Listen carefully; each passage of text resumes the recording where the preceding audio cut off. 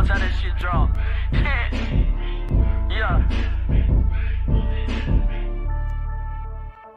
Man, we've been doing this for quite some time, and we're gonna keep on keeping on, you know? Oh, get with it or stay away from it. But either way, we going to the top.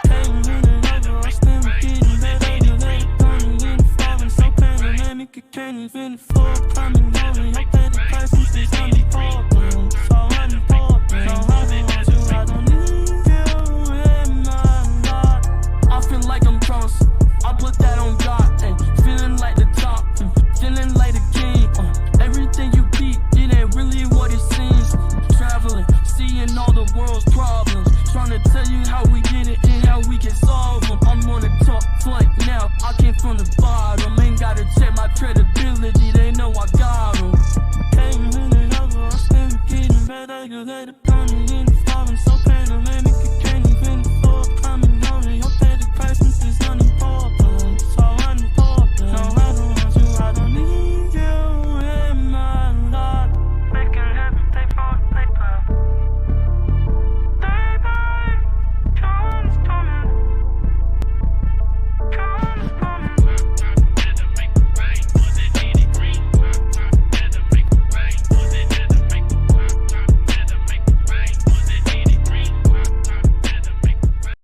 So high that certain people can't even be around you because your energy is so strong.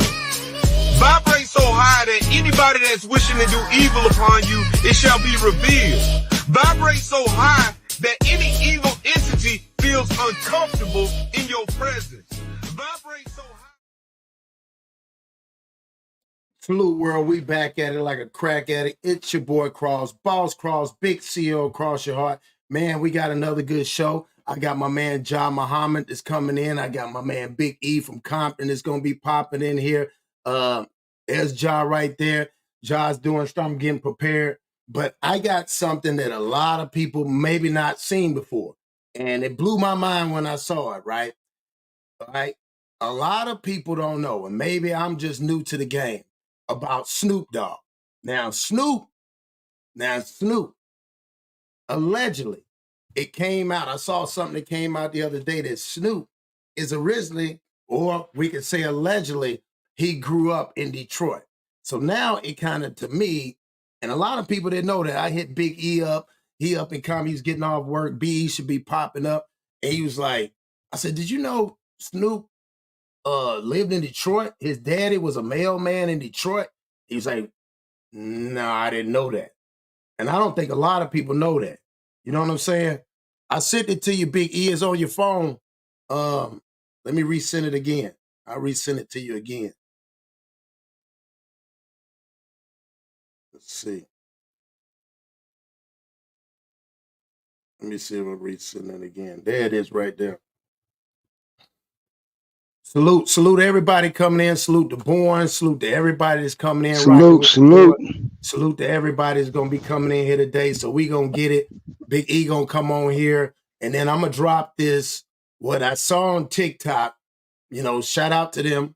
And the guy was explaining about Snoop dad lived down the street from him. Now, they said Snoop worked at McDonald's on, what is it, Gardendale or something, 8 Mile.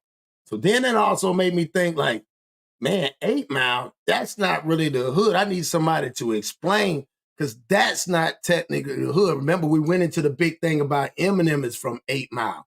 So it's just a lot of things. You know what I'm saying? So, yeah, we're going to get ready to get started here. So what you think about that, Ja? If you can elaborate a little bit, because you was not aware of it as also. Well, you know, it's the same thing. Yeah. People represent a certain. Big, hold on, my bad. Ja, salute Big E. Ja's about to salute my brother. About everything. Can you hear us, Big E? What it do? What it do? What up with you, King? Yeah, so salute my brother King. So I'm just breaking this down right now, Big E, because I was telling them that I hit you up this morning. You're a Compton resident, born and raised, and I was like, Big E, did you know Snoop grew up in Detroit? You like, bro, I did not know that. So I'm gonna let John elaborate, then I'm gonna let you say something, Big E, and then we can break down these videos because I'm curious to get in and see what y'all got to say. So, John, on that note, yes, sir. Go ahead and elaborate a little bit what you think and so far of what you heard as far as me saying that. Does it show you how the industry really is? And then we can get into the connection with Eminem, and it just so happened to parallel 8 Mile, Eminem 8 Mile. Snoop grew up in Detroit, allegedly. So what is your point on that? My point is you rep what you belong to, but you also got to be accountable for your experiences. And you shouldn't forget that what you have done, because people can now regurgitate that back to you and make you be accountable for it. So I've always seen them represent the LBC in Compton and California.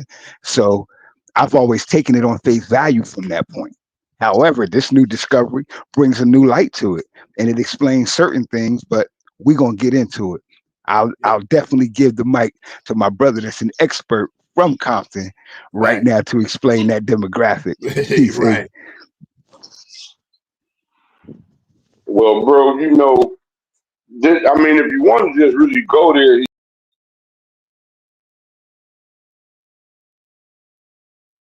I can't hear you, Big E. You went out. I've never, and I'm talking about born and raised in Compton, bro. Born and raised. I'm talking about Long Beach is right there. You know what I'm saying? Long Beach borders. That's why they call Compton the hub city, because Compton borders so many cities. You know what I'm saying? Compton, Paramount, Downey, Carson, Gardena, LA, Watts. That's why they call it the hub city, bro. Okay. And I ain't never heard of that. I've never heard of that dude. And you know, I'm an old head. You know what I'm saying? I graduated in '87, bro. So I've never heard of that guy, bro. So see, that's why I'm glad you said that, BE, because it gave a little bit of more elaboration. So you basically saying, in your times coming up around there, and this is why I was explaining the job was like, because again, the perception of the media was, oh man, he was an upcoming rapper. Like Josh said, he heard about him underground, but not like that. So you're telling me you didn't even hear him even underground over there. Nah, bro, that's what look, let me tell you something. When rap was first hitting out here, like the first dudes out here as far as rap go would be like Rodney Yo and Joe Cooley, Mixmaster Spade. You know what I'm saying? Like people like that. It wasn't no Snoop Dogg around during, even when Ice-T hit. Wasn't none of these dudes around. You get what I'm saying? Like we never heard when NWA first hit. We never heard of no Snoop Dogg. Really, Snoop Dogg came out. It seemed like he came out like right before the riots. You know what I'm saying? Because nobody never heard of him. You remember when he started dissing Easy? Easy was like, man, who is this little nigga, man? Who is this little nigga? Like, remember he told Drake, you like a kid, you found a puppy, now you dapper. But tell me where the hell you found this anorexic rapper talking about who you gonna squabble with and who you shooting. Niggas was like, bro, who is this dude? You get what I'm saying? Like, Snoop who? Ain't nobody. I mean, and I'm saying I was outside, dude. I used to run with the front of the Crips. So it ain't like I was inside. You know what I'm saying, nigga? I was outside, nigga. We was outside doing bang outs and doing what gangbangers back then did. You know what I'm saying? We was outside. It wasn't none of that. I ain't never seen that nigga at the Compton swap meet.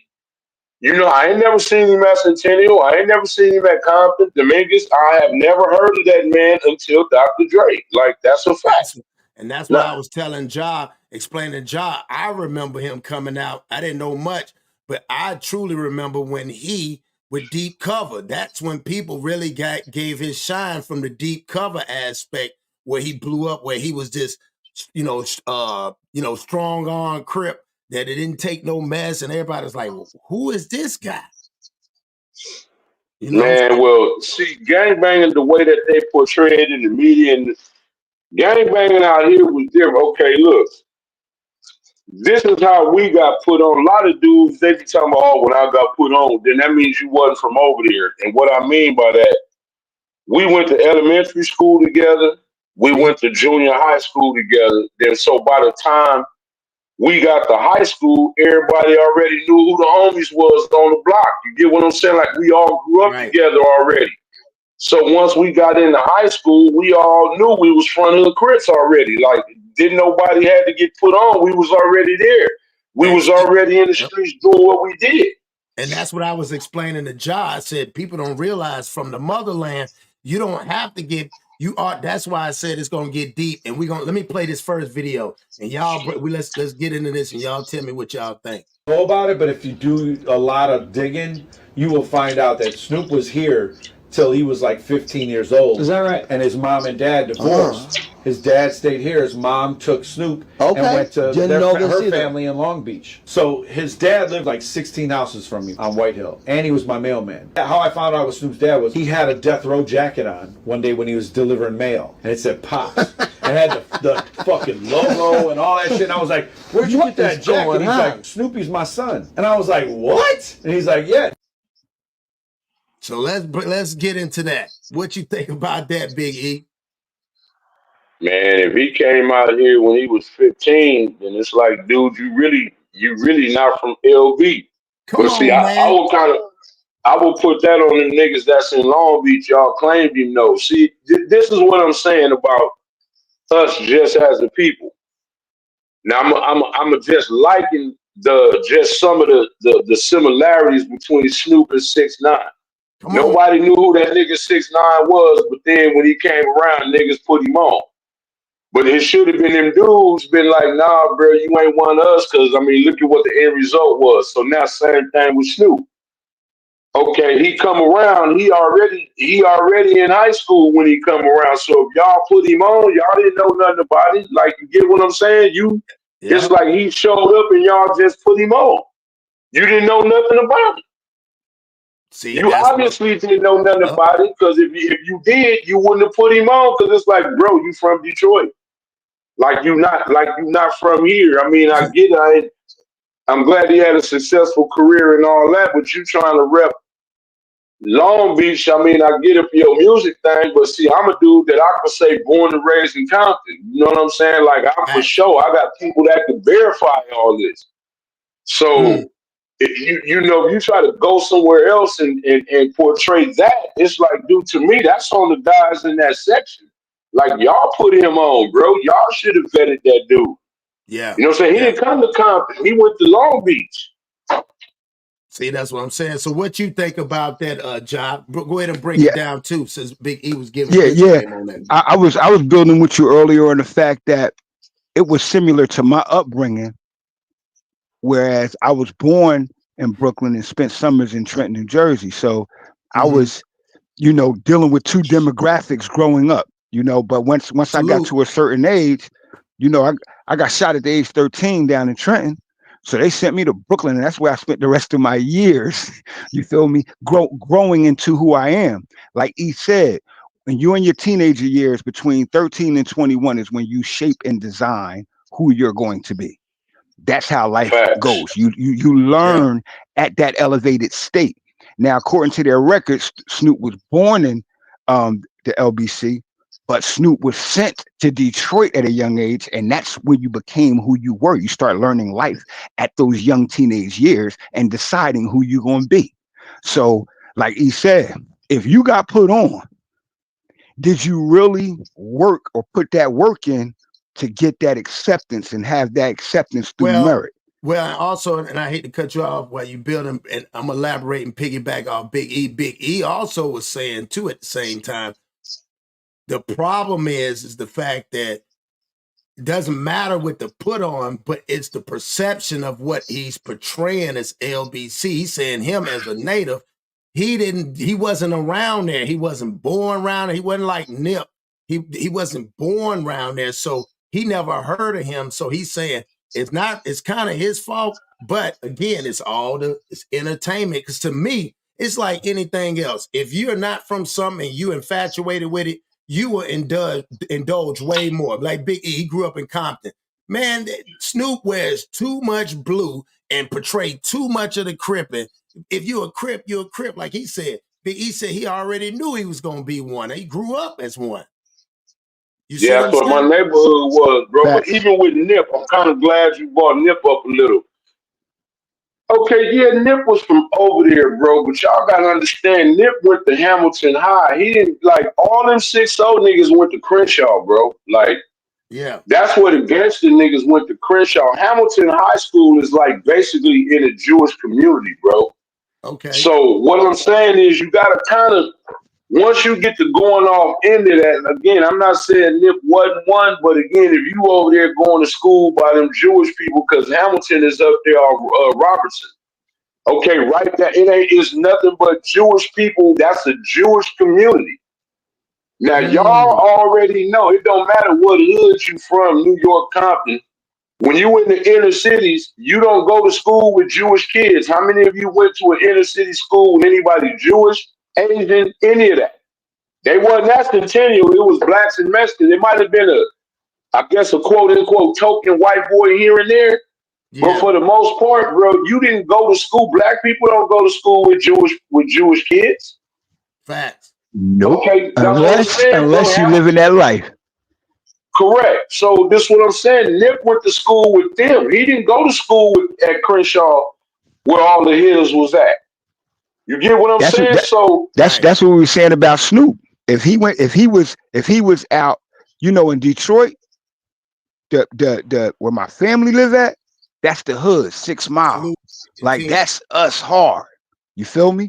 When you get out 8, 9, 10th mile, it start becoming like Southfield and suburbia type activity, but it's still not opulent until you get out there 9th and 10th mile, but it's still not exactly us predominantly. Yeah, now I'm gonna tell you something.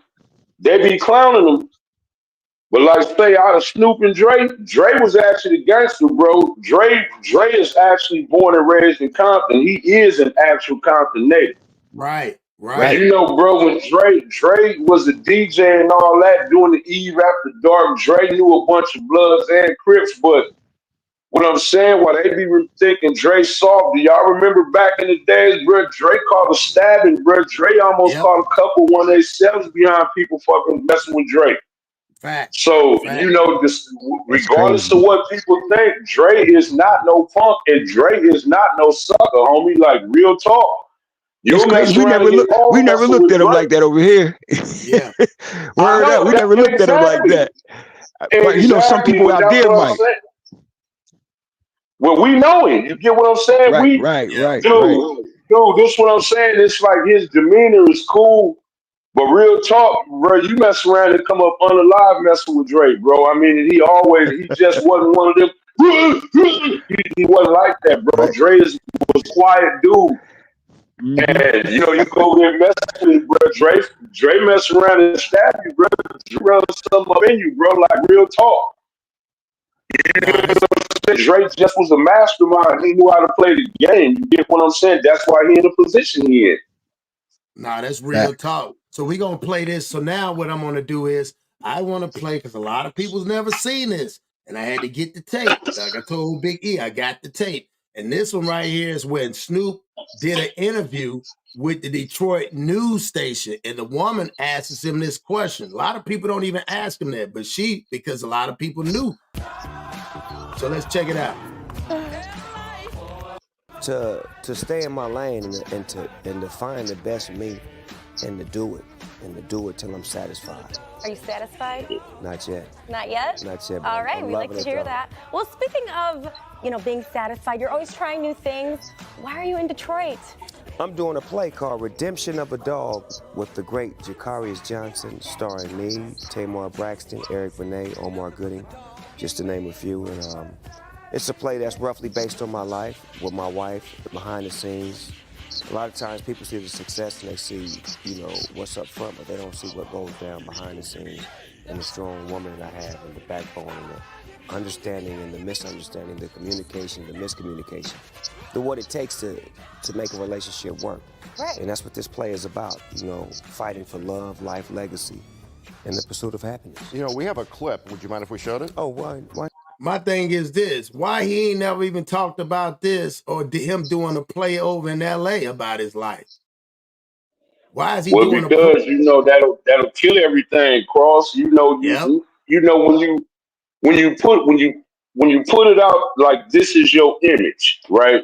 Next. And then when people find out that that's not what you are and that's what you never was, like your fall from grace becomes quick, bro. Like, True. like you remember, like Ja probably could relate to this. Broner probably was going to be a force to be reckoned with, but he came in the game trying to be Floyd. You know what I'm saying? Like, bro, just come be yourself. You trying to be, you know, like once his act played out, you see everybody's kind of done with Broner. You get what I'm saying? Right. So, you know, I'm saying that with Snoop, same thing with Snoop. If you find out that he was from Detroit, he was never LB, he wasn't never 20s, all that crippin' he talking about, it kind of like people gonna say, oh, dude, you was fake. Like, nigga, you was fronting this whole time, bro. Ain't nobody fooling with you. So all this future project, you just heard him say he's got plays. See, globally, Snoop is probably the biggest artist. We ain't saying the best rap. We just saying marketability and globally. Right. I don't know if anybody's bigger than Snoop. You get what I'm saying? So he can't do that. Like, he can't just tell his story because it'll probably mess with his bag really bad. It will, because I mean, there's no way, and that's why they said he do a lot of work. Let me see if I can pull it. Yo, Snoop is our generation's Run DMC. Go ahead. Yeah. Nah, you gonna disrespect Ron and them? No. Look, I'm saying this, E. Just like you were saying, he's the most recognized artist. Like when we look at success, we look at Jay-Z, but when we look at recognition, marketability, Snoop is like at the top of the game for our generation. Facts. So his recognition and the importance of his reputation. My point is, like I was going to ask E, you know, in my street experience, you have to put in that work because we have to trust that you are us. And if you don't put that work in, and if you're not qualified, dude, you shouldn't be. Well, first of all, you ain't allowed to represent us. Period. I don't give a fuck what. Right. Like you said, bro, that's some new shit right there. Like that 6ix9ine shit. Yeah. Niggas putting you on because you're doing certain things, but you aren't doing our thing. And when that pressure comes, look what he did.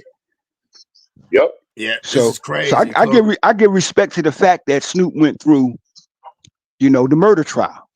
You feel me? But at the end, but at the end was you squeezing the triggers, bro. Yeah, but also you can see how it was his bodyguard. Well, go ahead, exactly. But my thing was this all already set to be played out? Because it's kind of interesting that you got a person from somewhere else. I know that he lived there, but you got a person from somewhere else that is representing another, like he said, like the 6ix9ine situation, representing it so hard, but never tell nobody. Think about it. He worked at McDonald's. Hold on, let me see if I can find it. Let's see. Hold on. A sausage McMuffin with egg is my favorite. There it is. And I was cold-blooded at There it is. respect talent. Check this out. And we just want to come here and put on a great show and give Detroit what they deserve, some great entertainment. And, you know, I just learned this. I was talking to you before the show. You said you actually used to live in Detroit. Yeah, I did. I had no idea. Yeah, 85, 86, I used to work at McDonald's on the west side. My legend name is Young Eggs because I used to... So I'm going to stop right there, Big E. So how old he had to be to work at McDonald's? Damn, well, if he say you had to be at least 15, 16, that nigga must be older than me. Because look, in 1985, I was in the 10th grade. So nigga, you was already working at McDonald's in 85, nigga. I was literally in the 10th grade. That nigga might be bro. This nigga might be Benjamin Buttons around here, bro. Because if he said 85, 86, 86, okay, I graduated in 87, bro. I was 17. Nigga, you was already working at McDonald's? You know what I'm saying? Hold on, Big E. Don't forget. And he had a rap name already, Young X. Okay, now look. Do you see what I'm saying?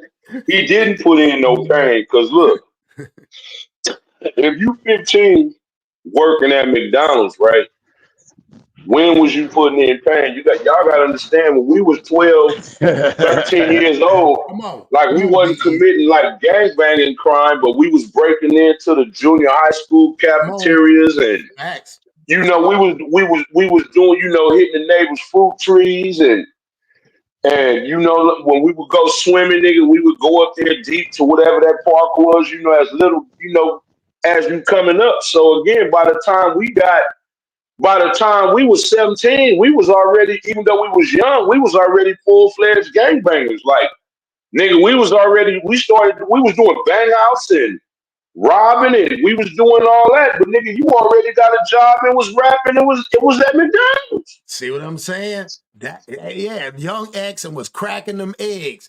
That's what I'm saying, bro. I hated to do it to him, Big E. I had to do it today. I told John last night, boy, I was so excited today. You know, I like to call him some stuff. I said, hopefully I can get viral with this one. We got 306. No, they need to be exposed, Cross. It need to be exposed, because what I'm saying is they putting that bullshit and casting the spells over the people, bro. Yep. So we got a right to call it out. We got a right to point out fake shit. And I'm going to tell you something. I'm going to tell both of y'all the reason why I did this. And John will tell you the reason why I did it. I didn't like that Paris thing.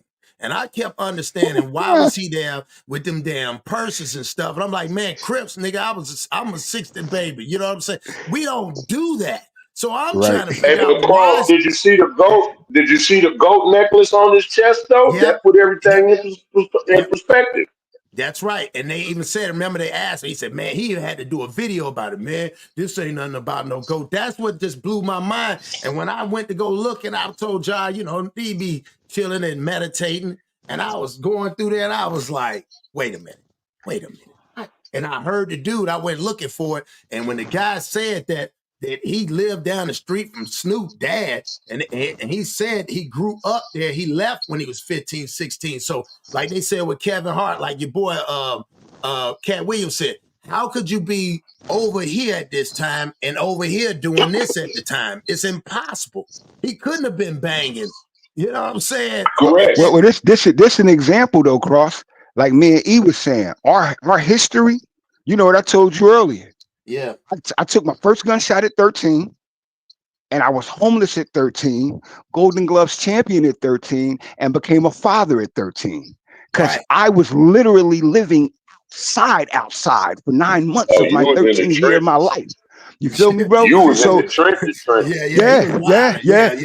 Yeah, man. My history, all the old men that talk to me be like, yo, you should write a book about your life. They've been telling me that since I was in prison. You feel me? But however, what we're saying is the comparisons is simple. I want an explanation, nigga, especially from those that approved you. You can't get approved, bro, in this world where we come from without having to put that work in. I could tell you that easy, bro. It's the same. Look, I'm finna give you 3 rappers: Snoop, 6ix9ine, and Pac. Pac wasn't from no mob. Okay. Why you think Mob? This the only thing I agree with Mob James on. He was the only one that said, no, I'm not accepting this nigga's no Pyru. He ain't no Pyru. He didn't put that pain in. Okay, that's facts. That shouldn't even be disputed. That can't even be, you know, if he put it in wherever he did, okay, but you wasn't with the mob, so they not gonna claim you, but you are Tupac. You bring a bag. If it wasn't for Pac, y'all would probably never even heard of Ludus Park. You know what I'm saying? If it wasn't for Pac, I probably would have never even heard of the mob. You get what I'm saying? So it's the same thing with 6ix9ine. If it wasn't for 6ix9ine, we probably would have never heard of the Treyway or whatever they 9 Trey, whatever that is. You know, from the East Coast, we'd have probably never even heard of that. You get what I'm saying? Yeah. So it's the same thing. They bring these dudes in because they gonna get a little bag, they gonna get a little fame, a little recognition. You see what I'm saying? You come on, tell the truth, bro. If it wasn't for Pac, do you think you'd have ever heard of Mob James? No. Right. If it wasn't, you see what I'm saying? If it wasn't for Pac, you think you'd have ever knew who Reggie Wright Jr. was? And his daddy was the gangster. His daddy used to be the one that used to come terrorize us. You know what I'm saying? Right. Reggie Wright Sr. was the gangster, bro. I can tell you about, look, Compton PD was so cold, Omar Bradley had to disband that police force because gangs, because of look, the gang recruitment. Guns that were being used and drive-by shootings, killings right? that was supposed to be in police lockup was being used in other gang killings on the street after them guns. So the Compton PD was basically reselling the guns that they confiscated. Omar Bradley broke all that shit up and bought the sheriff's head. I remember that shit vividly. They had gang members recruited in the police force, which is what you're supposed to do. You feel me? That is what you're supposed to do, and they were very successful at it. I'm gonna be honest. We were communal with our gangsterism over here, but we weren't organized like the West. We weren't organized like Chicago. Let me tell you what happened with us though, too. Though, see, a few things actually happened. Number one, like the generation before us, like them niggas, like, see, a lot of them dudes went to jail for like robberies and shit like that, right? Like them monster Codys, them Tookies. And niggas will get mad, but it's the truth. Them niggas ended up being sherm heads and dope heads. You see what I'm saying? Right. And they started like a little, because niggas my age, we had Dayton's, Vogues, Alpines, Whoopers, Tweeters. You know, oh man, break it, hey, like that, oh man, like Dre said in Ghetto Boy. Like Dre said in Ghetto Boy, niggas fresh out of jail back then, niggas holding dubs. Got motors thinking that they can punk niggas, and it's like, no, y'all was in jail. Niggas is out here with them bang bangs now, bro. You not finna just come strong arm me. You get what I'm saying? Whether you from the hood or not. See, we was little when you went to jail. We was 13, 14. Now that you out of jail, nigga, we 18, 19, 20 now. It's a whole different attitude. So now you think you can come, oh, nigga, I take your dope. Nigga, I really wish you would. Nigga, big homie or not. You get what I'm saying? Like, it ain't like that no more. You been away, nigga. We been out here holding down the fort. You get what I'm saying? So that happened, and then niggas started letting the game got messed up. Like, okay, let's just say one of the things used to be 18-6, right? Then you got a new nigga that come in the game that say, I'll give it to you for 16. So now guess what? Everybody else got to give it to you for 16. Now another nigga come in and say, well, I'll give it to you for 14. So now, because everybody agreed, the value of the product went all the way down because niggas didn't know what they was doing. Look at rap music now. They let anybody in the rap music and say it's hip hop. It don't matter how whack it sounds. Right. There's no standards because there's no law. And we were corrected all the time by law. And you said something real, because that's what I teach the young boys at the mentoring program. I tell them the reason they respect me in the street, bro, because I went through all of that shit and I never went back. I didn't come out here trying to be who I was before I went in. I had to come out being somebody new and not trying to get back what I missed on. And most of this generation, when we went to prison, that's what they come home and do. And the young boys kill them, or they get other young boys to be dummies up under them. And now they got young boys killing each other. Yeah. But you said something like this too, brother, structure. Because look, I'm going to just use hip hop since y'all out there, the birthplace of it. Okay, back in the days, y'all know this better than me. If you couldn't rap, you didn't get no career, bro. No. If you couldn't freestyle, you couldn't have a career. That's fact. Do you know what you had to do back then, E? You had to literally battle. Like people don't remember that. You had to prove yourself to everybody. Man, I remember watching Jay-Z and DMX go at it for 3 years, bro, for big money. But what I'm saying though, John, you had to know how to rap. You couldn't just. You had a couple of bars and think you could be a rapper. Okay, now let's translate that to the streets. And niggas come around with a few dollars. Be good. Now you accept him in your set. You don't even know this nigga. You get what I'm saying? Snoop Dogg and me touched down in LA when he was. Your speaker breaking up, Big E, real bad. I said your speaker. I don't know what the hell. I ain't even moved. Is it better? Is it better now? Maybe if you was close to the phone or something. I can hear you. On the phone. I am. I'm not. I haven't moved. Yeah, I haven't moved, bro. Okay, but what I'm saying is, like, when Snoop came, nobody vetted him. You get what I'm saying? They probably saw his potential. He might have had a little money. everybody knew who Pac was, but again, they should have been like, okay, well, Pac, we'll accept you for being on the label, but bro, you not a Mob Piru. You get what I'm saying? Yeah. And it should have been the same thing with 6ix9ine. Okay, yeah, nigga, we'll take this bag, but nigga, you not one of us. So what I'm saying, I'm going back to the rap analogy you see back then, even in the streets. If you wasn't one of us, you couldn't be around us. If you couldn't rap, you couldn't be a rapper.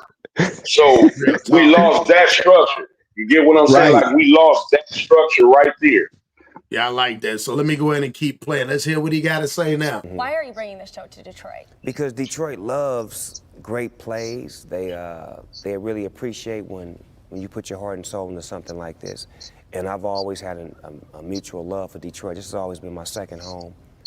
They respect music, they respect musicals, they respect talent. And we just want to come here and put on a great show and give Detroit what they deserve, some great entertainment. And you know, I just learned this. I was talking to you before the show. You said you actually used to live in Detroit. Yeah, I did. I had no idea. Yeah, 85, 86, I used to work at McDonald's on the west side. My legend name is Young Eggs because I used to crack that egg with one hand. You understand me? They know about it. I mean, it is what it is. I could have went to school out here and did all that. But I went back to California, but I maintained my relationships with the D, and I've always, you know, felt like this was my second home. I love that. You want to elaborate on that, y'all? Yeah, man, you know he's from Detroit. He know he's from Detroit because you know what he said? Yeah. You know we call Detroit the D. That's the big D. That's the D. When he said that, that's the lingo. So I know, and I respect it. He called it his second home. Bro, and didn't he say he was a legend? Hold on, Biggie. I'm gonna let you land on this one and just taking the fact. He said my legendary name is Young X. Yep. Come on. Yep. Y'all go ahead now. You can spit, B. I just had to So say to me, see, that's what I'm saying. Like, I mean, again, just the way my mind works, I could say that nigga probably a little older than what he probably is. Okay, if you that young and you already got a legendary name, you already got a job, right? That means you was already out there in Detroit. You was already out there. Your prime years, like John said, that 14, 15, 16, 17, 8, those are the years that's going to shape you into who you're going to be going forward as a man. And if you did all that in Detroit, then nigga, you are a Detroit native, nigga. You know what I'm saying? Like if you already had a legendary name, right? You already on McDonald's payroll. That means people out there already know you.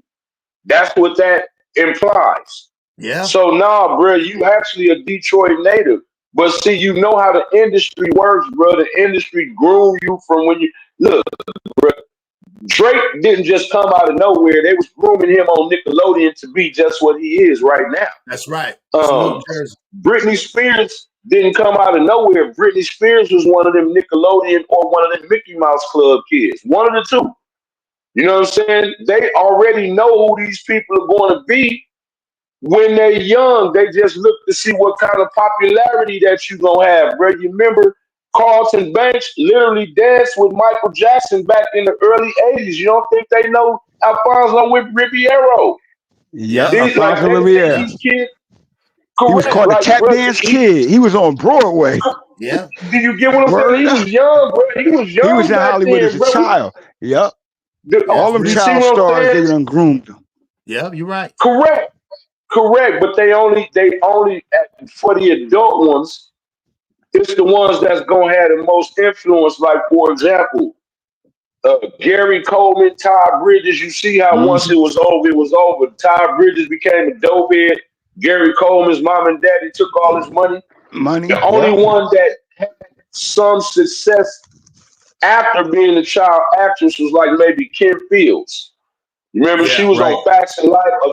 You see what I'm saying? So a lot of these young kids, you see, they already... And Janet Jackson. Correct. Come on, Janet. We got you, legendary family. You just took them all. We get you one. You got one coming. So these people, a lot of these people are already here. They was probably already grooming Snoop like they did him. Like, come on, bro. How the hell M just gonna happen to get hooked up with Dr. Dre? And why was M taken and not the better MC, which was his mentor, Royce the 5'9"? And do you see? Snoop Dogg worked on 8 Mile where Eminem lived over there. Even Yeah, but see, you had to have skills, bro. A lot of this is our fault, y'all, as the consumers of the music, because we accepted a lot of, because it was it was inferior product, but because it was under the umbrella of hip hop, is well, nah, nigga. Back in the days, if you was whack, nigga, you was told you was whack. Didn't nobody care about your feelings, nigga. If you was a whack MC, you was a whack MC, bro. Cool Mo D, Demolished, Busy Big Star Ski, and anybody who thought they could rap, Mo D had something for you. I don't care what nobody say. Cool Mo D had bars on bars on bars and would have killed your career. L made that nigga start needing love. That nigga started making L need love, nigga. If you was there, you know. Hey, I don't know if you remember, right? In New York, we had this show called Graffiti Rock when we were young. It was like a dance, performance show. And Cool Mo D, Special K, it was Triple Threat. They battled Run DMC live right after school. We watched this shit. Now this I think 8. I was like 12 or 13 years old, so it got to be like 82, 83. You feel me?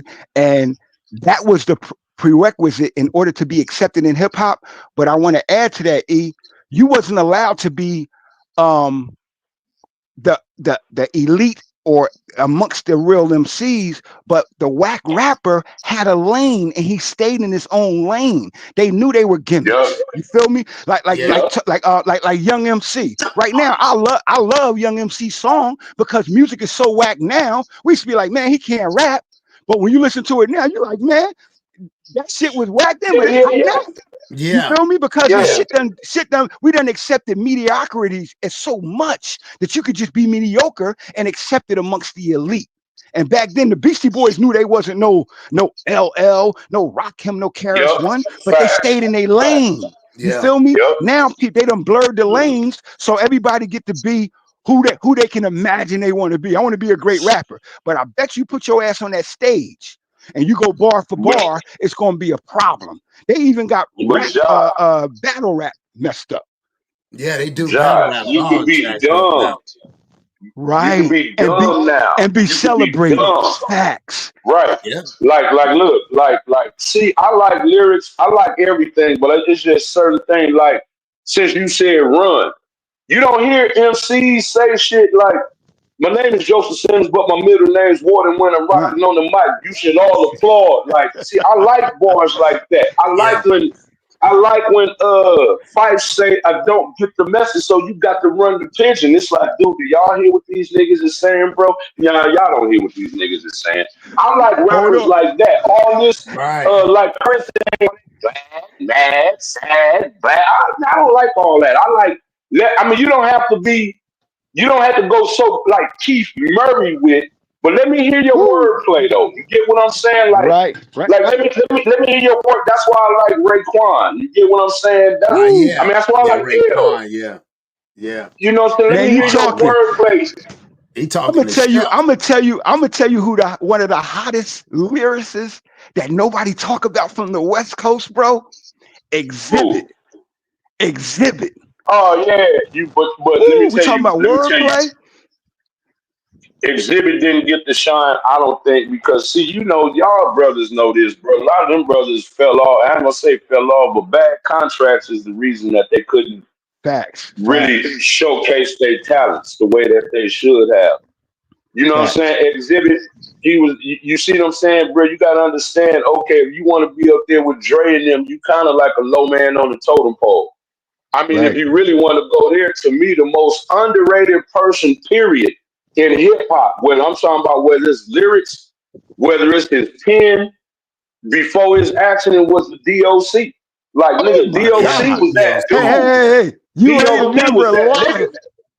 Y'all was gonna bring that shit up. Nigga. I was gonna bring that shit up, bro. DOC before let's keep it 100. Let's keep it 100.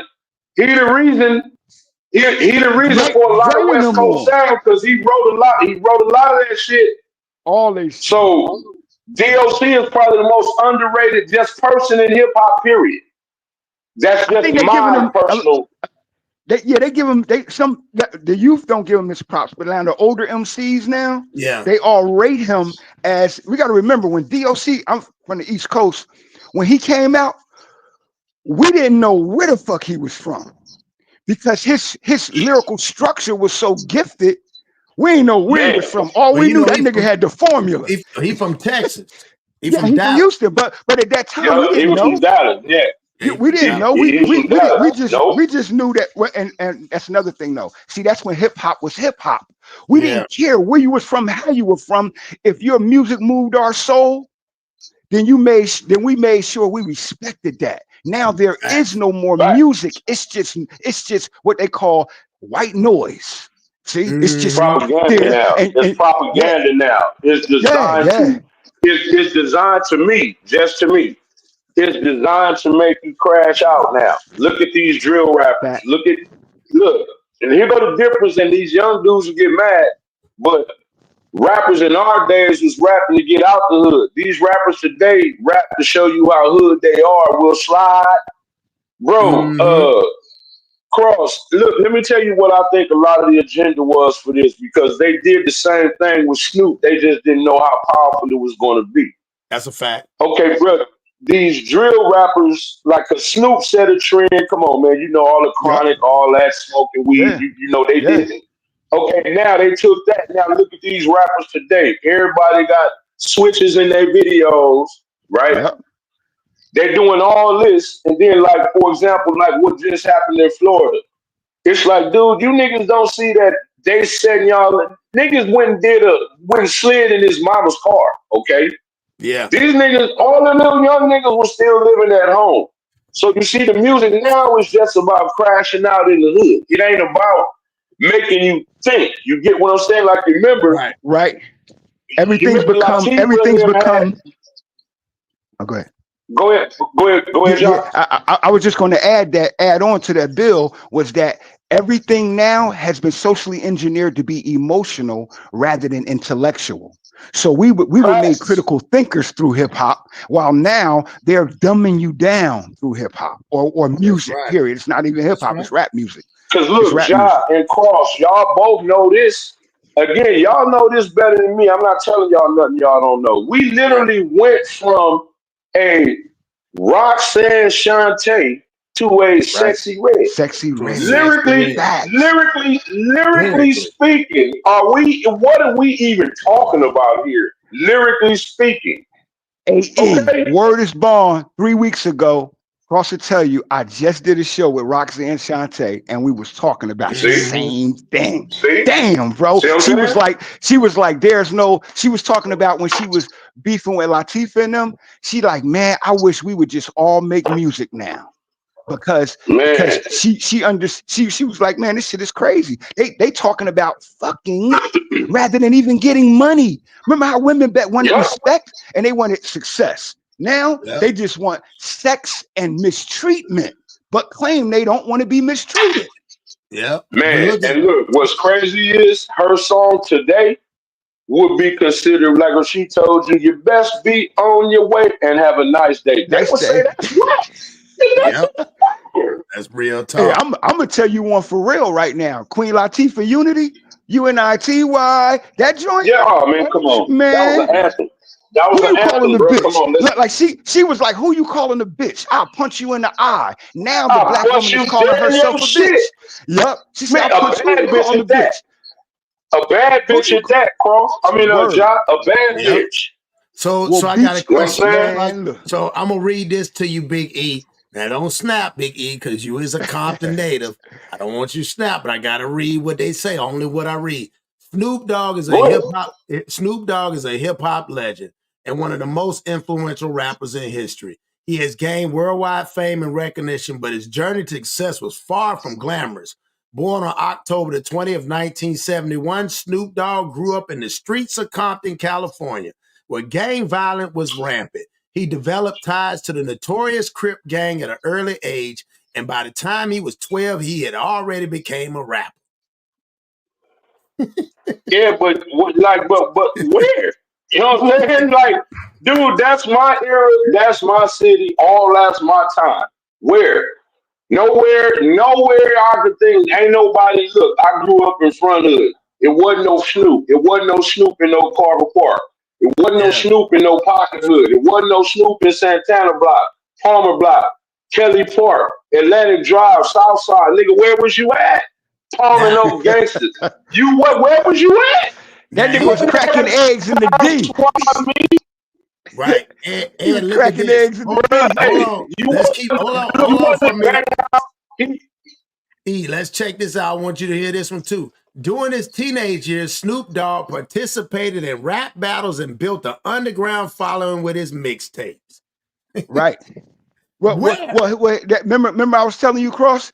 We knew about him, but he didn't have no exposure or no respect. Man, he didn't have no mixtapes. Man, that's a lie. If you lying he's from Compton, you gotta be lying. Man, he was not no 12-year-old battle rapper, gangbanger, dog, at 12. He was not in Compton. Wait. Bro, let me tell you the mixtape that was hot out here. Let me tell you the mixtape that was hot out here during that time. Okay, it had Boys in the Hood on it, right? It had the Cabbage Patch Dance. Yeah. It had 6 in the morning. It had JJ Fad on there. It was that. It wasn't no Snoop. Like I'm telling you, it wasn't no look. The earliest niggas that was out here and they was calling themselves going at New York was Rodney O and Joe Cooley. Okay. Right. And then, like I said, you had your Mixmaster Spades and all that. And he wouldn't have hooked up with Dre back then because Dre used to DJ at this little club called Eve After Dark, right? Okay. Lonzo used to get in there from the Wrecking Crew right there on Avalon and El Segundo. Bro, that was the borderline between like Panthers Park, Ujima Village, and like the 135's Pyru. Snoop wouldn't have went over there, not during them years. During them years, that Red and Blue thing was serious, bro. Like, it was dead serious, so long you would have been able to get in the places that Dre was already in. And Dre knew them niggas. Dre knew Crips and Bloods. You know what I'm saying? Right. Lonzo, Dre knew people that was big time back then. Dre used to get paid back then to DJ parties. Like, and again, you know that shit, everybody took that easy in his song, like he used to wear a lip. Nah, bro, Dre didn't. See, that's why a lot of people don't get. Bro, Dre is about 6'1.5", 6'2". About 6'2". And at that time, he was about 230, 240 pounds, bro. You wasn't going to just run up on that nigga like you was going to do something to him, bro. And Dre was rough. Like, he used to be like, bro, y'all letting this music fool y'all about a lot of these dudes, bro. Y'all mess around and get handled. And again, you don't have to be gangster like Ja. You don't gangbang, right? You ain't never gang. Not saying you never did nothing, but you don't gang bang, right? But you can still whoop a nigga ass. Yeah. You'll still whoop a nigga ass, though, won't you? Right. Like the reputation out here was Cruz, but it was the same thing. But it wasn't that. Like I said, West Coast when I was young was organized and structured. Out here, you had a choice. You either lived in the hood or you was playing in the street. And when you played in the street, you had to get your stain. You had to make sure you put that work in. You know men, but do you know men that have never gangbanged, right? That was never like criminal, never was really into the criminal element, right? But they wasn't punks. But don't you know some niggas like that'll whoop your ass? I'm talking about, dude, I know some dudes who was never in the street. Go run up on them niggas, I dare you. Them niggas is immaculate with their hand. While we was gangbanging, they was learning the discipline. You get what I'm saying? They people had them in jails and doing stuff like this so they didn't have to gangbang. So if you go running up on a couple of dudes that I know, no, it's not gonna work out for you, dude. Word. A couple of dudes I know would have killed you out in the street. Everybody know people like that. Right? Facts. Everybody know people like that. What I'm saying is like say John listening to you talk, right? If a nigga just listening to you talk, oh man, this is smart brother. You know what I'm saying? Okay, this brother got into, he got intellect. See, a nigga might think that's soft. You get what I'm saying? Because you're not talking that. And see, a nigga be done ran up on you, nigga be done got 2-piece and not even know what happened. You get what I'm saying? Right. E, you know some funny shit, E? When I was out in the street, niggas wouldn't fuck with me, bro. As soon as I got in the nation, niggas start talking slick. They start acting crazy. Word up, because they knew that I was under a discipline that I couldn't just wow out and react to. So now bringing it back to Snoop. Snoop is a legend, but again, just to me, see, this is where I put credence in the way. Okay, let me tell you where my New York cats kind of confused me at. Okay, as far as lyrically speaking, I get West Coast. I'm not going to say fuck hip hop up because, bro, it was Crips and Bloods already outside our door before rap even started, bro. So if hip hop was what was going on in your neighborhood, that's what was going on in the nigga neighborhood. Okay, so they just put it on wax. Right. Now, to me, this is the part to me that might sting my New York brothers a little bit. It seemed like everybody wanted to be boys in the hood after that. Like, let me tell you something, bro. You took the words out of my mouth. That's what happened when we started seeing it on movies. When we seen Boys of Crip and Boys in the Hood and Minister Society, bro, the East Coast was like, nigga. That, like I said, we was unorganized. Once we seen that, everybody wanted to be either Blood and Crip in the street because they fed it to us in the movies. So that was a big change in hip hop.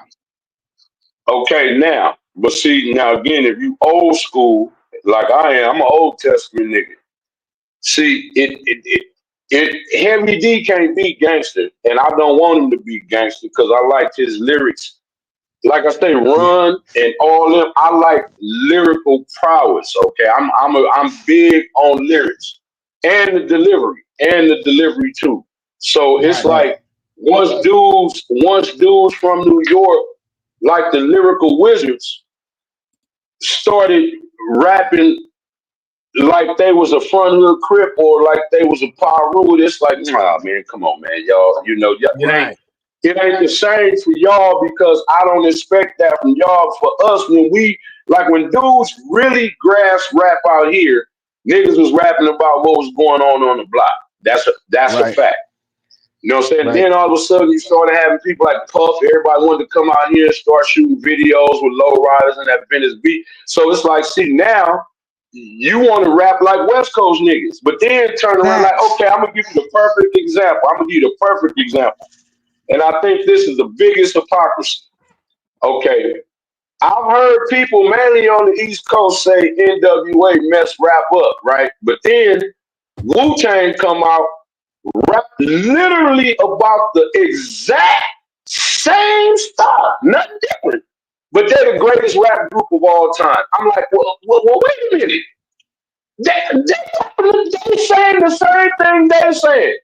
How were they better when they were first? NWA started, whether it's good or bad, NWA started a movement and a trend that's still going on right now today. Who was wearing starter jackets, starter hats? Who was having any of that before you seen NWA? Then now all of a sudden everybody want to be hard after that. Everybody started rapping about hood shit after that. Yeah.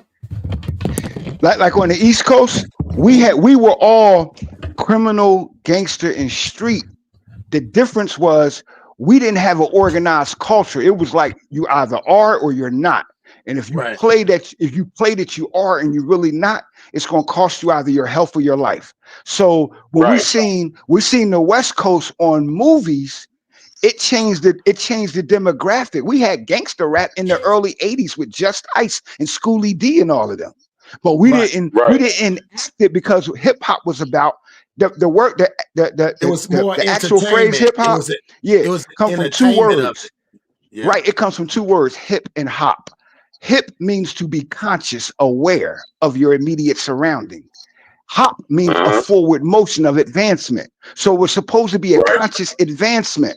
When we started integrating money, sex, and drugs into hip hop, and we only followed that from NWA. NWA came out with something that was damaging to hip hop.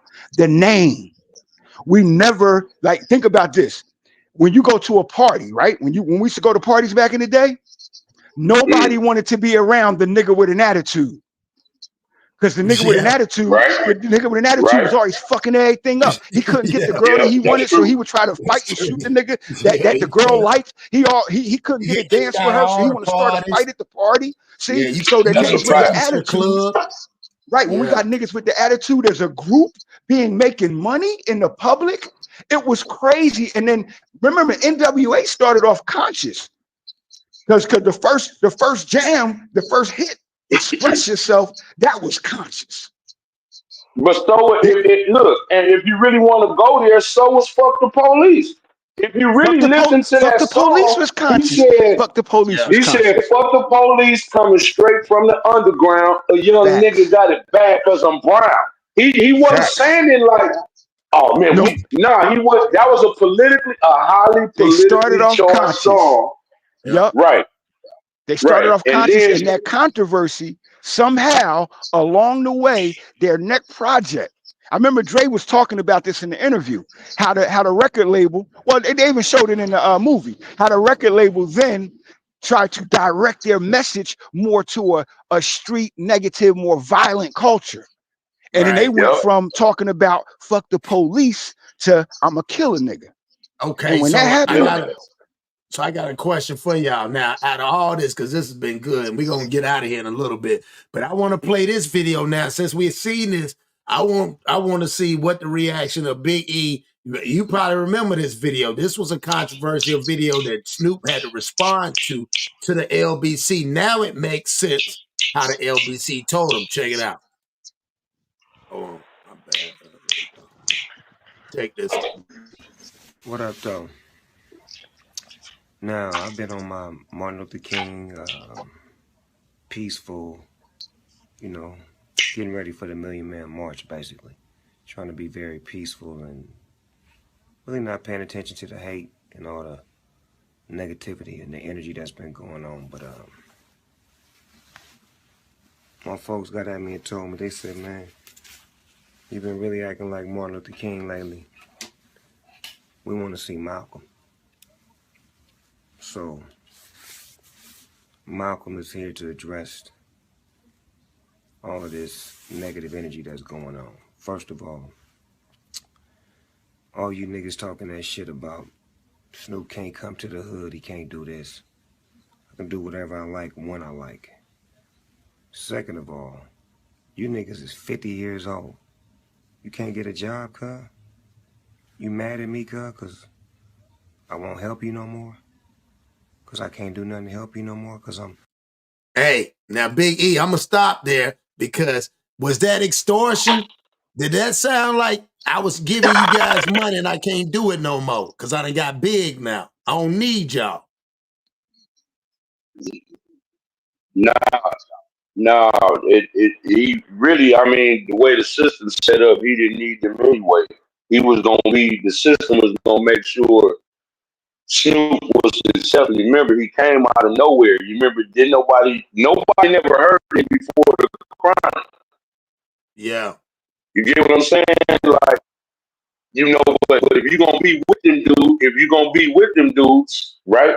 If you're going to be with them dudes and you not one of them, they not going to just let you be around them free, nigga, and you making all that money. I mean, you're going to have to break bread with your niggas, right? That's true. You calling them your entourage. You know what I'm saying? If you calling them your entourage. But now what a lot of dudes that get under these dudes don't get, like, it just seems like they don't come to these dudes with no plan. Like, you come to them like crash dummies and then they go treat you like crash dummies. You ain't saying, like, you didn't do like Chameleonaire. Chameleonaire took his money and now he's a mogul at what he do. Too many of these, like Mob James, to me, it sounded like he was mad at Suge because, nigga, you was begging, oh, you got the Dre Lowrider. What did that do for you, nigga? You didn't get nothing out of that.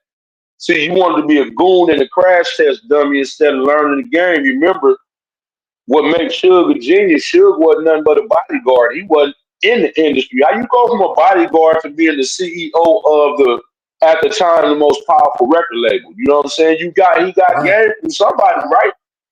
So a lot of these dudes, Snoop is kind of right. Like, nigga, he not supposed to take care of you your whole goddamn life. Nigga, you a grown man. Yeah. You know what I'm saying? Like, right. Where did you graduate? Like, let's say, bro, you right, like say if a nigga win the lotto, you got 300 million, and you give all your own. Let's say you got 5 people, you get them all $5 million a piece. And in 2 years, they come, you like, oh, look, bro, that's so you messed off what I gave you, bro. Like, I'm not here to fund you. I'm here to make sure you're right. If you didn't do it, if you didn't, hey, Big E, I think your that's hand what is it is over. with. E, I think your hand's over the mic because I keep hearing a lot of popping now. Like, I don't know Well, if your hold on, hands. bro. Let me just take my Bluetooth off. Okay, yeah, because it's making a lot. But you dropping some gems, but I can barely hear you. I want to make sure everybody get that. Y'all make sure y'all smash that like button, bro. We have a great topic here. And he'll be coming back. He gonna come back. Doubt. So I want to play a little bit more of it while E on here, so we can get on helping out the kids and putting football programs and doing positive things in the hood. You mad, cuz? You mad because I won't call you big homie?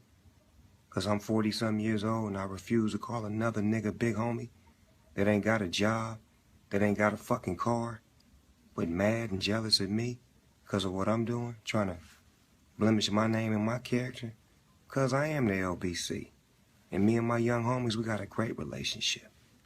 And furthermore, I just want to let y'all know that to get at a real man is a conversation, not to be trying to Facebook bang and try to get injunctions and lawsuits or whatnot. So in a minute or two, me and you will be able to holler face to face like you really don't want. But you're going to get that. You're going to get that face to face with me. And I'm going to get you mad and jealous at me because of what I'm doing, trying to blemish my name and my character. Because I am the LBC. And me and my young homies, we got a great relationship. He said he the LBC, Big E. Hey, you know what? Go ahead, let Big E, and then I'll let you say something, John. What you say, E? Yeah, I had my bad on the phone, but yeah, bro, you know, he ain't like in this particular speech, because I saw this, he really not wrong about this. Like, especially if he looked out for you. See, he said you mad because I can't look out for you no more. Okay, bro, you have to eventually stand on your own 2 feet, Cross. You know what I'm saying? Like, yeah, you can't be mad at that, bro. I mean, because a nigga don't owe you nothing. Y'all, as men, we know this already. If you didn't know it, Snoop, nobody owe you nothing. So if he blessed you and you was out there trying to flow show because you want to be who he is, see, to me, that's what I think Mob James' problem was. You wanted to be Pac, you wanted to be Suge, you wanted to be really part of that, and you really wasn't. You didn't have no talent for none of that. But you apparently got blessed. You just didn't know what to do with what you got blessed with. You're not supposed to get the money that Suge got. You weren't supposed to get the money Pac got. You weren't supposed to get what Drake got. You weren't supposed to get what Daz and Corrupt got. You weren't an artist. You weren't a producer. To do with nothing. So you kind of just saying, so nigga, learn some game. Like, bro, learn game instead of think like a street nigga. You wasn't thinking like a CEO. Suge was apparently thinking like a CEO, right? Yeah. Facts.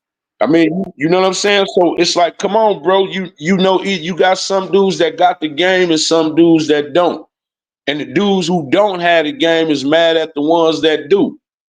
You know, like I said, he not wrong in this case, bro. And then, like we said at the beginning of the video, he really not one of y'all like that anyway. If you go break and peel back all the layers, so That's why right. you expecting that? That's real fact. That's real fact. John, you want to build on that before we get out? I just wanted to play that video because yeah, he was saying he the LBC, and I get exactly what E's saying. I'm agree with you on that too, E. You're right. After a certain while, especially if they already knew. That's what I'm saying. They probably, instead of getting in, and when he started off, okay, and then you gonna have to pay tithes. After a while, he like, nah, man, I ain't doing that. I really don't need, like you said, I don't need y'all at that point. But I'm gonna let Ja go ahead and build. Go ahead, Ja, before we get out of here. Yeah, I was just going to add on to that video that he just had. That comes from two different dynamics. One, somebody either challenged your staying and see if you're really credible to the hood or you really credible to LBC after finding out that you're from Detroit. Two, like he said, a lot of these grown boys, these adult boys, they be getting so dependent on the system that they think that should be perpetual, when in reality you're supposed to have anything temporary, bro. From a job, the welfare, anything, it's always supposed to be temporary so you can advance to the next level of independence and self-reliance. So he's saying that to those who probably was begging or asking or trying to force money from him. And then he was also probably saying that to those who question his credibility in the LBC as being a representative of it. Yeah, but see, here go the thing though, Cross.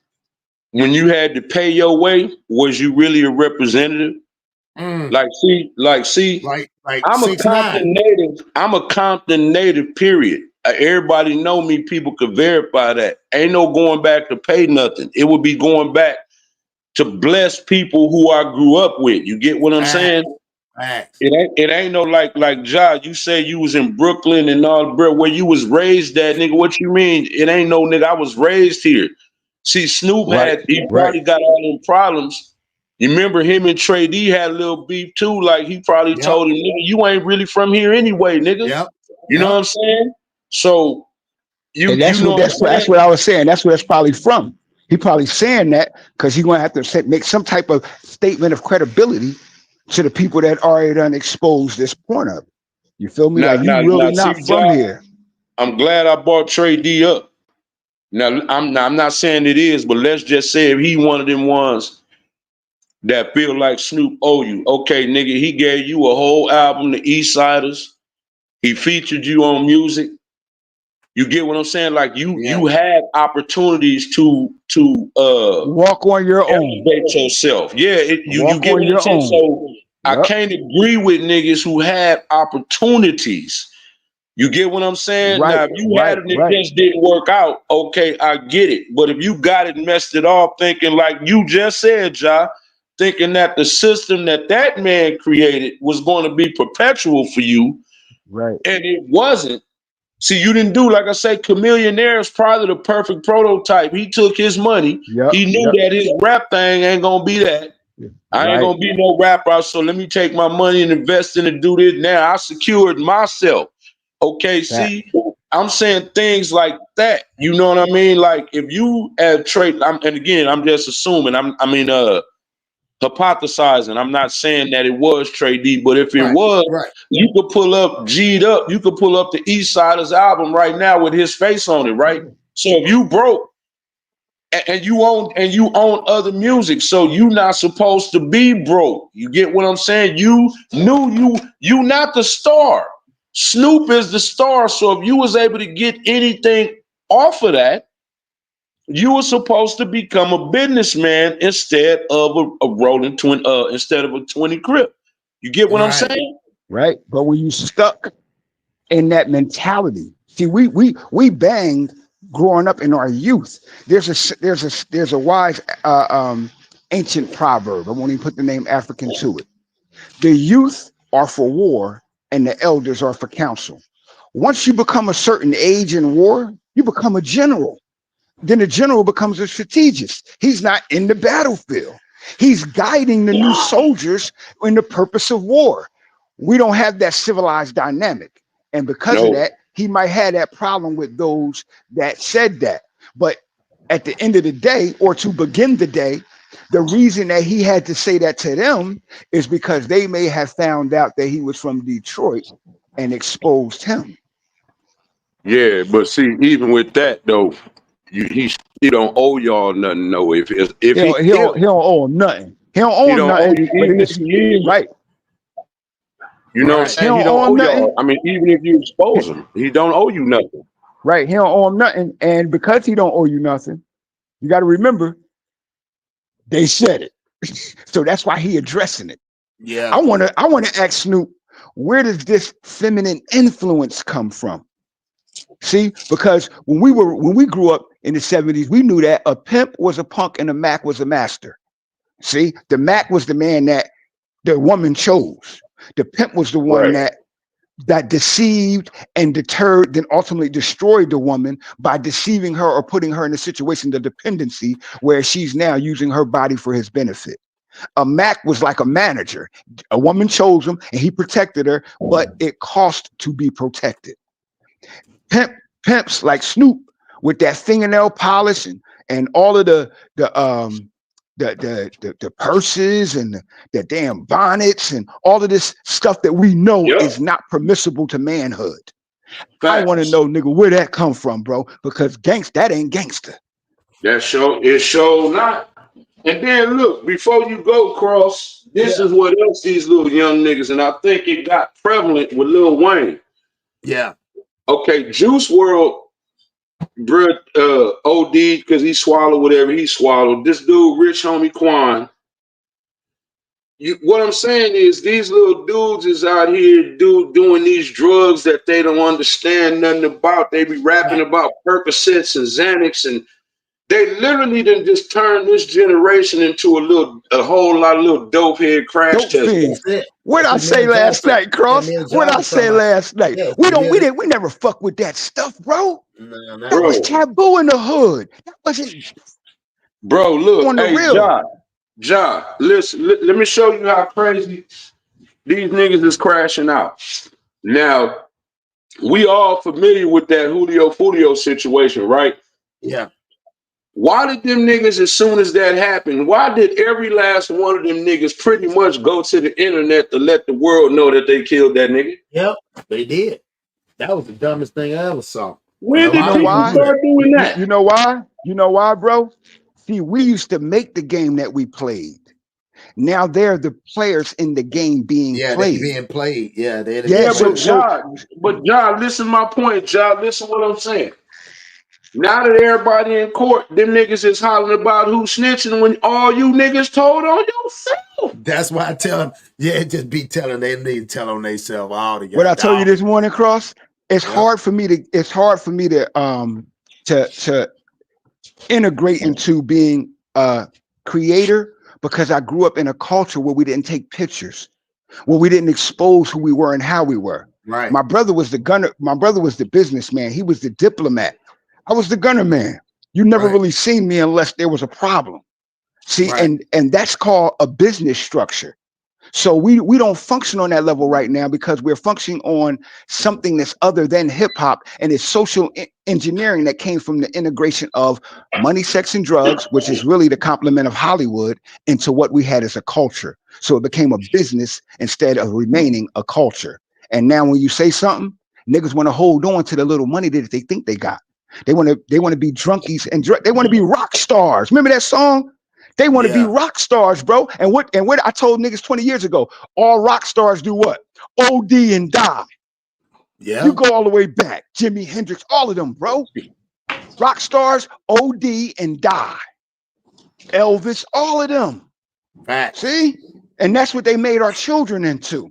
Because we used to always say we ain't no rock star. We ain't no singers. See, now we all of that instead of what the essence of hip hop is, which is I'm glad that some of the elders in hip hop like LL and Rakim and them is coming back out with music to show and prove. Because I heard Corrupt, bro, say some conscious lyrics on Rakim joint that I ain't never hear him say. I said, this is insane. Like, yo, you had all that in you the whole time. They're out from under them contracts where they're obligated to do that. Right, where master is not over you no more. That's right. But see, and that's what happened. But see, look, you want me to tell you, but see, certain rappers was hypocrites too. Like, okay, we all know what Chris was talking about when he first came. 80s, there was this rap group called PM Dawn. Right. Yep. Remember PM Dawn? Remember they beef? Okay, you remember he went up on stage and threw. Now they ain't never been. They were always kind of conscious rappers, right? Right. Yep. Okay, why you go up there and throw them off the stage talking about that's not hip hop? Because they were integrating that R&B melody to the game, and PM Dawn they were stealing also from Boogie Down Productions. That's where the beef started at. Oh, okay. But you're right. Okay. But see, yeah, what they came with something that was, remember Milli Vanilli?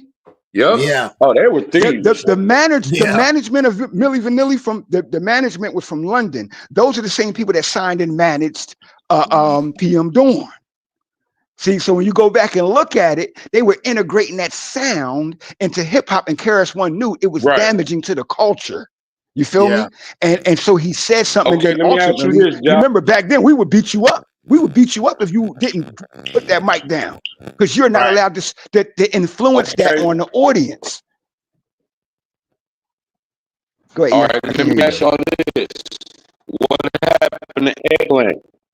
What happened to X-Clan? What happened to X-Clan?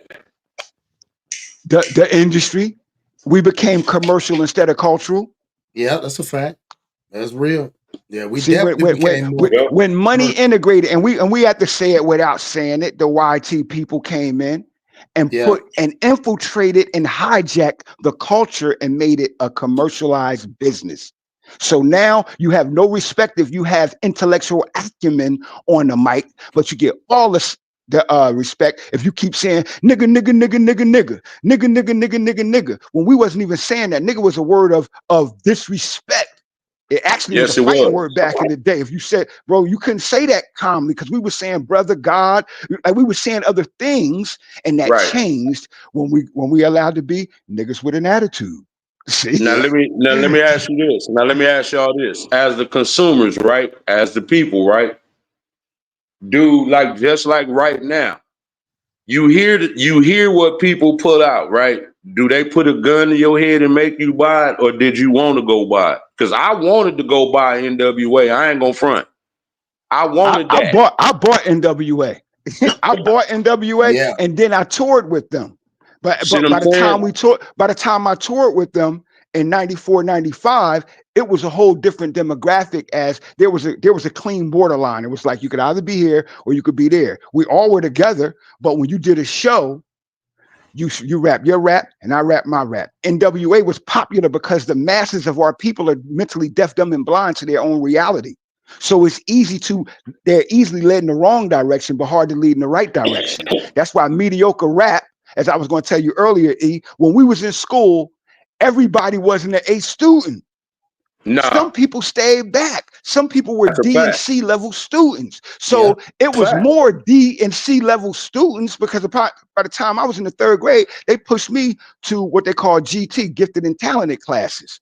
You feel me? Because we was academically inclined, but everybody else was just regular. So all of so if there's mad people that's regular, they're going to love that because that matches their intellectual level of thinking versus us.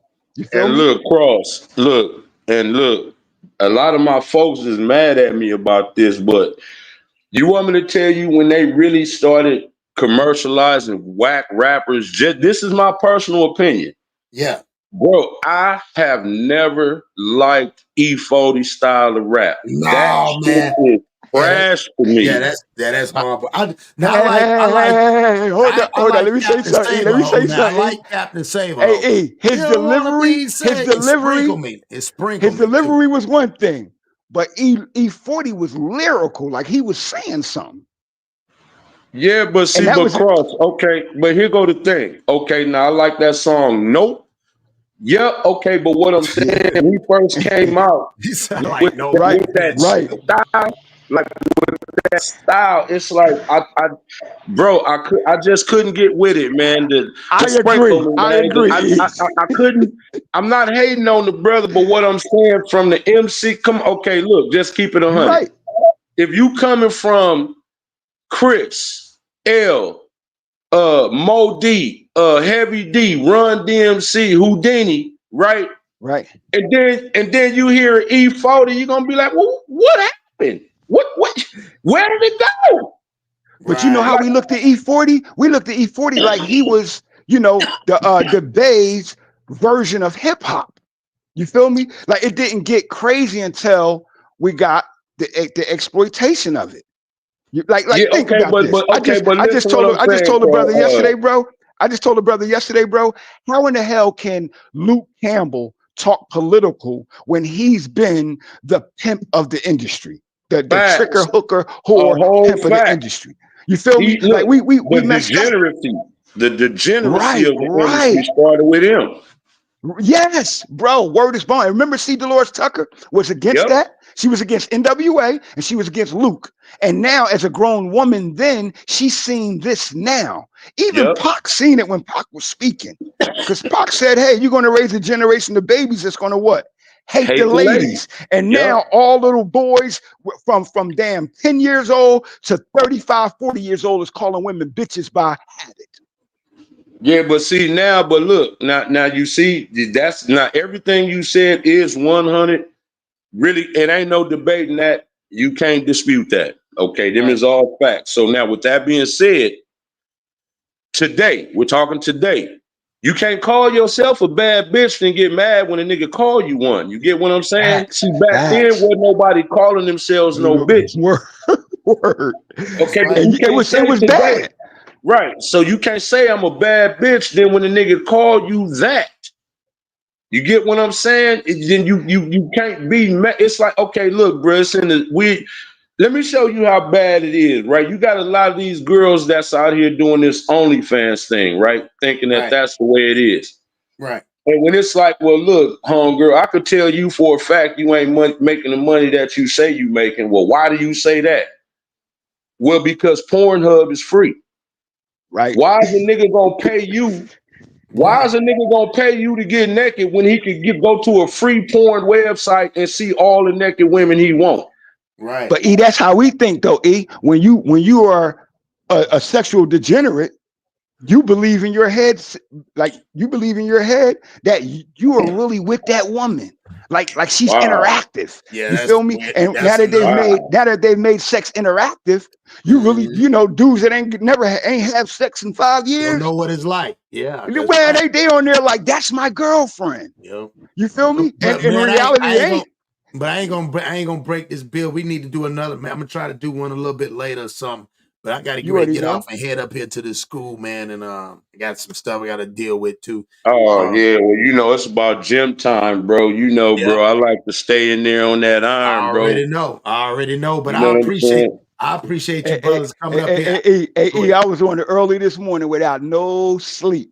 Yeah. And I'm gonna tell you something real, bro, to what we were just talking about to end it. The problem with hip hop is they took masculinity out of it. That's a fact. We used to hold each other accountable. So you couldn't call a chick a bitch or you get beat up by the men. Now it's acceptable because males are just males and they're no longer men. Facts. That's what we're missing. Manhood. That's real tough. So hey, well, look, Cross, good luck, man. I appreciate you. I appreciate you too more, man. You and Ja, you know what I'm saying? I like these conversations, and then I like even having them with open-minded dudes that actually have actual life experience before this internet. I mean, I'm going to just say this and land with this. I don't know how old a lot of people are, but if you my age, Ja age, we the last generation that actually had morals before this internet. If you notice, every generation after this internet, you motherfuckers is crazy. So I'm just saying that, you know what I mean? Like, we need to just go back to having just morals and values. We lack that as a society, period. And I'm gonna land with that, Cross. Man, hey man, that's a great one right there. And also, I wanted to say something to my brother. Go ahead. An example of manhood is this exercise right here, bro. We had a live that was entertaining about a week or so ago, and my sister, Kat, she put me on something that I had to go review.